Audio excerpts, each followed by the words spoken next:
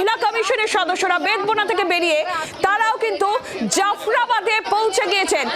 জাতীয় মহিলা কমিশনের সদস্যরা 3 সদস্যের প্রতিনিধি দল তারাও কিন্তু জাফরাবাদে পৌঁছে গিয়েছেন বলেই জানতে পারা যাচ্ছে। জাফরাবাদে কিছুক্ষণের মধ্যে রাজ্যপালেরও আসার কথা রয়েছে। অয়ন ঘোষাল আমাদের প্রতিনিধি জাফরাবাদ থেকে রয়েছেন আমাদের সঙ্গে সরাসরি।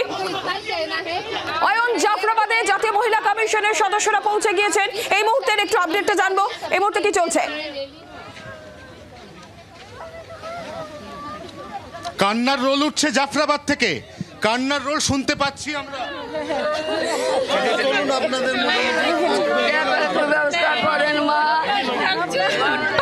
আগুন দাঁড়িয়ে দিয়েছে সাইড থেকে, পাশে বাড়িতে আগুন যাচ্ছে। আমরা বাড়ি থেকে না বেরালে বাড়ি থেকে না বেরালে বাঁচতাম না। আমার স্বামীকে ট্রেনে বের করেছি, দোকান থেকে হসপিটালে ভর্তি করেছি। আমার ছেলেটা রাইস কোচিং এ পড়ে, আমি কি করে বলছে বারাসালি বেরো, তোদেরকে শেষ করে দিব। বারাসালি কিচ্ছু নাই আমাদের, সব গ্রামের পর গ্রাম কান্নার রোল। কোথাও জাতীয় মহিলা কমিশনের পায়ে পড়ে আকুল ক্রন্দন, আমাদের বাঁচান এই আরতি। আবার কোথাও এই জাফরাবাদ, শামশেরগঞ্জ, সেখানে মহিলাদের আকুল কান্না। প্রত্যেকে বাঁচতে চান, প্রত্যেকে সুস্থ স্বাভাবিক জীবন যাপন করতে চান, নিজের পরিবার প্রিয়জনকে সঙ্গে নিয়ে নিজের পেশা জীবিকাকে অক্ষত রেখে শুধু বেঁচে থাকার যে অধিকারটুকু, এই অধিকারটুকু তাদের থেকে হনন করা হয়েছে, তাদের খর্ব করা হয়েছে, এমনই অভিযোগ এই সমস্ত গ্রামবাসীদের। আমরা এই মুহূর্তে দাঁড়িয়ে রয়েছি জাফরাবাদ শামশেরগঞ্জে। আমরা দেখতে পাচ্ছিলাম যে মহিলা কমিশনের গাড়ি, এই যে কনভয়, এই কনভয় যে মুহূর্তে জাফরাবাদের ওপর দিয়ে যাচ্ছে, সেই মুহূর্তে মহিলারা বারে বারে এই কনভয়কে আটকাচ্ছেন। কারণ তারা এতদিন পর্যন্ত, কার্যত গত 7 থেকে গত 11 দিন পর্যন্ত কোনো জায়গার ক্ষেত্রে তারা কাউকে তো কিছু বলতেই পারেননি।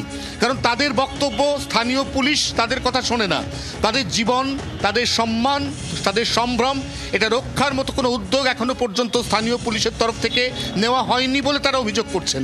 এবং তার পাশাপাশি তাদের যে বক্তব্য, তাদের যে ব্যথা, যে কষ্ট, এই কষ্ট তারা এই মুহূর্তে উজাড় করে দিচ্ছেন জাতীয় মহিলা কমিশনের সদস্যদের কাছে। সেই ছবি বারবার সকাল থেকে ধরা পড়ছে এই 24 ঘন্টার ক্যামেরায়। একদমই অয়ন, সেই ছবি যেরকম আমরা বেদবোনার ক্ষেত্রেও দেখতে পেয়েছি, মহিলা কমিশনের প্রতিনিধিরা পৌঁছতেই কান্নায় ভেঙে পড়েছিলেন বেদবোনার যারা মহিলারা রয়েছেন, আক্রান্তরা রয়েছেন। আর একই ছবি জাফরাবাদের ক্ষেত্রেও আমরা দেখলাম, একদম কনভয় আটকে জাফরাবাদের যারা মহিলারা তারা কান্নায় ভেঙে পড়লেন। তারা শান্তি চাইছেন, তারা নিরাপত্তা চাইছেন। এবং আজকে রাজ্যপালেরও জাফরাবাদে যাওয়ার কথা, আর কিছুক্ষণের মধ্যেই প্ল্যাকার্ড হাতে গ্রামবাসীরা দাঁড়িয়ে রয়েছেন।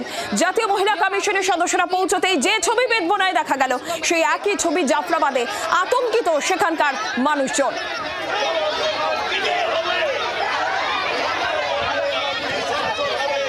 জাফরাবাদের আরো ছবি উঠে এসেছে, সেই সমস্ত আমরা দেখব। সোমা মাইতি আমাদের প্রতিনিধি তুলে ধরেছেন, দেখুন।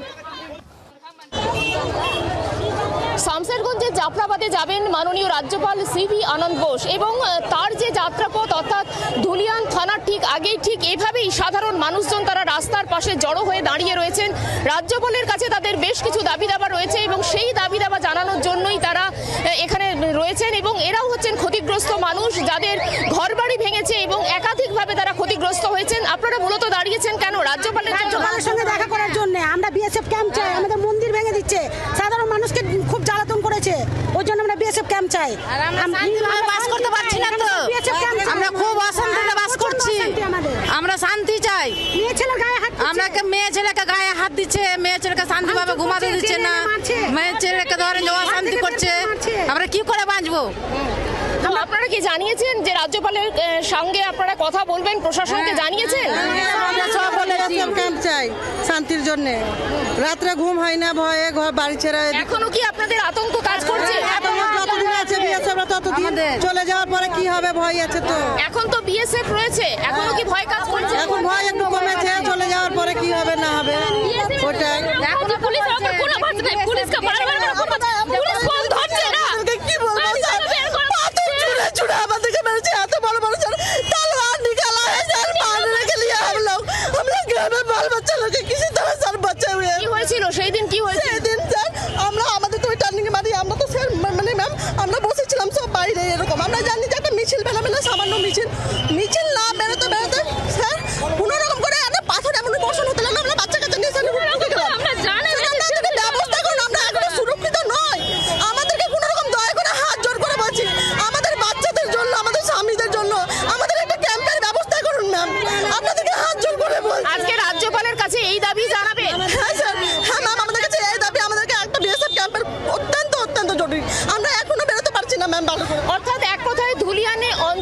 বেশিরভাগ মানুষ এখনো কিন্তু আতঙ্কে রয়েছেন, তারা বেরোতে পারছেন না। তাদের একটাই দাবি যে স্থায়ী বিএসএফ ক্যাম্প চাই এবং সেই দাবি নিয়ে কিন্তু তারা এই মুহূর্তে দাঁড়িয়ে রয়েছেন। এখান দিয়েই রাজ্যপালের সিভি আনন্দ বোস যাবেন কিছুক্ষণ পরে এবং তাকেই মূলত তারা তাদের এই সমস্যার কথা, প্রতিদিনের সমস্যার কথা, কতটা অনিশ্চয়তার মধ্যে রয়েছেন সেই দাবি তারা জানাবেন বলে এখানে হাজির হয়েছেন। ক্যামেরায় শুভর সঙ্গে সোমা, জি 24 ঘন্টা। আপনারা দেখতে পাচ্ছিলেন যে জাফরাবাদে যাওয়ার আগে ধুলিয়ানে, যেখান দিয়ে রাজ্যপালে যাওয়ার কথা জাফরাবাদে, ধুলিয়ানে সেখানে গ্রামবাসীরা জড়ো হয়েছেন এবং তারা বলছেন রাজ্যপালের কাছে তারা আবেদন জানাবেন আজকে যে স্থায়ী বিএসএফ ক্যাম্প চাই। তারা এখনো আতঙ্কিত, বিএসএফ সরে গেলে তাদের কি হবে, এই আতঙ্ক তাদের চোখে মুখে। আর এরই পাশাপাশি আপনাদের যে ছবি দেখাবো, যে ছবি আমাদের প্রতিনিধি অয়ন ঘোষাল তুলে ধরেছেন বেদবোনায়, যেখানে আজকে জাতীয় মহিলা কমিশনের সদস্যরা পৌঁছতেই কান্নায় ভেঙে পড়েন সেখানকার মহিলারা। তারা বলছেন যে তারা এনআইএ তদন্ত চাইছেন, তারা শান্তি চাইছেন। কি ছবি উঠে এসেছে দেখুন। প্রথমে বেলডাঙ্গায় ঢুকেছেন। বেলডাঙ্গায় এখনো পর্যন্ত অন্তত 17 থেকে 18টা এরকম উপদ্রুত জায়গার খবর তাদের কাছে আছে। আজকের থেকে আজকের ভূমিকা কিন্তু অনেকটা আলাদা। কালকে একটা নির্দিষ্ট শরণার্থী শিবির, এই শরণার্থী শিবির তো আজকে পরিস্থিতি সম্পূর্ণ আলাদা। একেবারে গ্রাউন্ড জিরো, উপদ্রুত এলাকা, দুপাশে তছনছ হয়ে যাওয়া বাড়িঘর, দুপাশে একের পর এক অগ্নিসংযোগের ঘটনা। এর মধ্যে আজকে জাতীয় মহিলা কমিশনের 3 সদস্য তারা ঘুরছেন এবং তারা মহিলাদের যে কষ্ট, সেই কষ্টের কথা জানার, বোঝার চেষ্টা করছে। এখানে জাতীয় মহিলা কমিশনের চেয়ারপারসন বিজয়া রাহাতকর তিনি জানাচ্ছেন যে এদেরকে ছেড়ে তারা যাবেন না। একদিনের জন্য তারা গোটা এলাকার পরিস্থিতি দেখে ফিরে যাবেন না। তারা এদের যাতে প্রকৃত অর্থে সুরক্ষিত এবং নিরাপদ জীবন থাকে সেটা এনশিওর করবেন। বিএসএফকে তারা এখানে রেখে যাচ্ছেন। একদমই যে ছবি অয়ন ঘোষাল আমাদের সামনে তুলে ধরছিলেন, যখন বেদবোনায় পৌঁছলেন জাতীয় মহিলা কমিশনের সদস্যরা, নিজেদের সমস্যা, নিজেদের আতঙ্কের কথা বলতে বলতে কান্নায় ভেঙে পড়লেন আক্রান্ত মহিলারা। জাতীয় মহিলা কমিশন আশ্বস্ত করেছেন তাদের যে তাদের ছেড়ে তারা যাবেন না, কেন্দ্র তাদের পাশে আছে, গোটা দেশ তাদের পাশে আছে, আশ্বস্ত করেছেন তারা। এরই পাশাপাশি জাতীয় মহিলা কমিশনের সদস্যরা তারা যখন জাফরাবাদে পৌঁছলেন, একই ছবি, সেখানকার মানুষদের চোখে মুখে আতঙ্ক রয়েছে। তারা বিএসএফ ক্যাম্প চাইছেন, তারা শান্তি চাইছেন এবং তারা যারা ঘর ছেড়ে চলে গেছেন তারা ঘরে ফিরতে চাইছেন। আজকে রাজ্যপালেরও যাওয়ার কথা রয়েছে জাফরাবাদে এবং রাজ্যপালকেও তাই সেই একই আবেদন জাফরাবাদের বাসিন্দারা দেবেন, সেই আবেদন জানাবেন। আপনারা সেই ছবি জাফরাবাদে দেখতে পাচ্ছেন, প্ল্যাকার্ড হাতে গ্রামবাসীরা দাঁড়িয়ে রয়েছেন, সেখানে উই ওয়ান্ট জাস্টিস স্লোগানও রয়েছে এবং সেখানে তারা বলছেন যে যারা ঘর ছেড়ে চলে গেছেন তারা ঘরে ফিরতে চাইছেন, কিন্তু আতঙ্ক রয়েছে তাদের মধ্যে। বিএসএফ ক্যাম্প এখন রয়েছে, বিএসএফ এখন রয়েছে, কিন্তু সেই বিএসএফ যখন সরে যাবে তাদের উপর আবার হামলা হতে পারে, এই আতঙ্ক তাদের মধ্যে কাজ করছে এবং তারা সেই আতঙ্কমুক্ত সাধারণ জীবনযাপন করতে চাইছেন। এই আবেদন তারা কমিশনের, মহিলা কমিশনের প্রতিনিধিদের যেরকম জানাচ্ছেন, এই আবেদন রাখছেন রাজ্যপালের কাছেও সেই আবেদন তারা রাখবেন। জাতীয় মহিলা কমিশনের প্রতিনিধিরা তারা আশ্বস্ত করেছেন আক্রান্তদের, দুর্গতদের। জাতীয় মহিলা কমিশনের চেয়ারপারসন বিজয়া রাহাতকর কি বলেছেন শুনো। बहुत ही भयंकर स्थिति है और जिस तरीके से यहाँ की हालत हो गई है वो देखी नहीं जा रही है।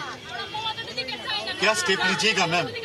लोग बेचैन हैं, आपसे उम्मीद की मांग जुट के बैठे हुए। जरूर हम बाकी भी सबका पूरा दौरा करेंगे और उसके बाद फिर